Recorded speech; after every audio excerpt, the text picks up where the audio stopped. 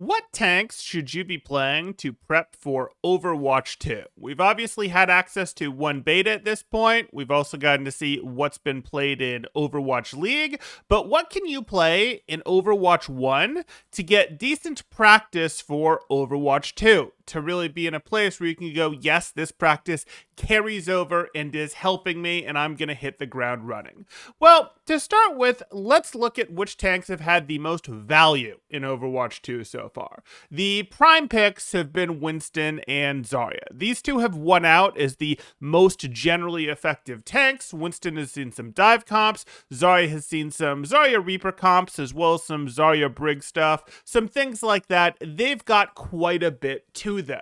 Okay, so those are your top two picks by pick rate, by effectiveness, sure. What else have we seen, though? Because surely there's more tanks than that, and there are. We can look over and see some teams did favor a Doomfist as a substitute for Winston. That sort of peaked early in its value in the league. It also saw some value, lots of people playing it on the beta, and that was fine. It's sort of more explosive. It does a good job of controlling people. When you hit that slam on them, very easy for your DPS to finish up shots, things like that, but can't stay in quite as well as that Winston. Doesn't have as strong a cleave there. Similarly, Reinhardt sees some play. We see a few teams swap to him on very specific parts, like Eichenwald third. We see London play him quite a bit in general, and they're a lower middle team. Okay, that's something, so that will factor in there, but there's still more, right? And yes, there is. We do see some teams pulling out a D.Va specifically as an anti-dive tank to enable their poke. So they'll play her to allow them to play a greedy poke composition like Ashe, Echo, Mercy. Something along those lines. The D.Va can help peel divers off of them. Okay, that makes sense. However, when people want to play full poke v poke, they have yet another option. And this has sort of become the Circuit Royale special, where you get Sigma on both sides. You've got less need to worry about a peel there, though this time there is a Genji in play. You're more worried about enabling your pokers like Widows, like Zens, like Baps to go ahead and poke at each other, and a barrier is really nice for that. Better than what D.Va offers for protecting your teammate, though on the other hand, D.Va is better at peeling actual dives than Sigma. That said, there's a little bit of a newer thing where you're seeing sometimes the Zaryas are actually getting used in this role as well. Zarya plus Brig can do a pretty good job of peeling for a double poke team while not abandoning sort of the middle place. They don't have to leave to go do that. So we're seeing a bit of all of it, and that leaves out a couple tanks that we aren't really seeing. Yes, we will occasionally see Roadhog come out on Gibraltar. Teams are generally losing when they do it. It's just not really worth mentioning. Wrecking Ball was not allowed for the first weekend because he had a game-crashing bug. Is now allowed, isn't really getting played. So what we've looked at there, have we had patches that have meaningfully impacted tanks since? Well, we got a little bit of a Roadhog buff that came into the Overwatch 2 beta after OWL ended, so maybe Roadhog's a little bit better than we're seeing here, but that's mostly what we saw.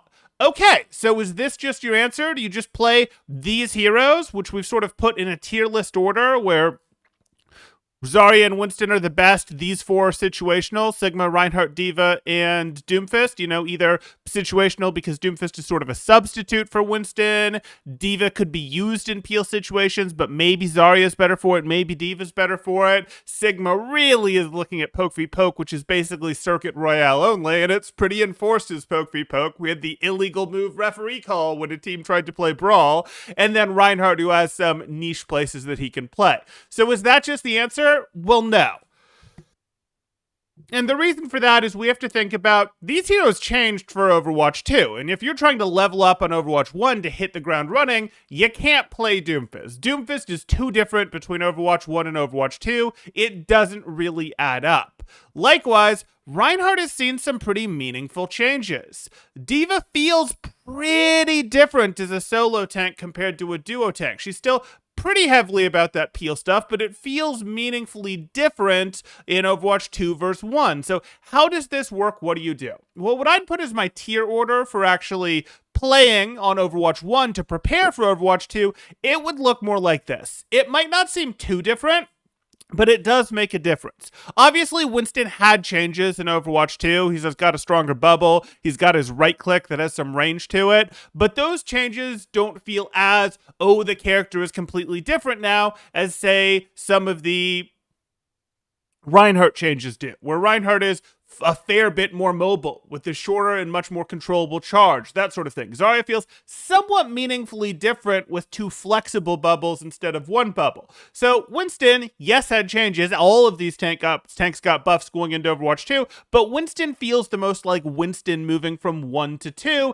and he's a solid pick in terms of his strength. So he's a good hero to be practicing on Overwatch 1 if your goal is to prep for Overwatch 2. Sigma, yes, got some more health, but likewise doesn't feel very changed. So Sigma's another one where is a less impactful hero in Overwatch 2 than Winston and Zarya, but is still gonna get you good practice. Then we can move on through there, and Zarya, D.Va, and Reinhardt, their changes do feel more meaningful, but they're still good, and it's not a completely different hero. It's not a Doomfist level rework. It's not, oh, they got rid of an ability and changed it, like Cassidy got an ability swapped. It's not even like, oh, that sort of thing. They still have their abilities, their identities. They've just had their numbers, and in Zarya's case, some of the flexibility, Reinhardt's case, some of that stuff changed a little bit. So if you were looking for a tier list of who to work on to get better in Overwatch 1 to get ahead for Overwatch 2, this would be it in our descending order here.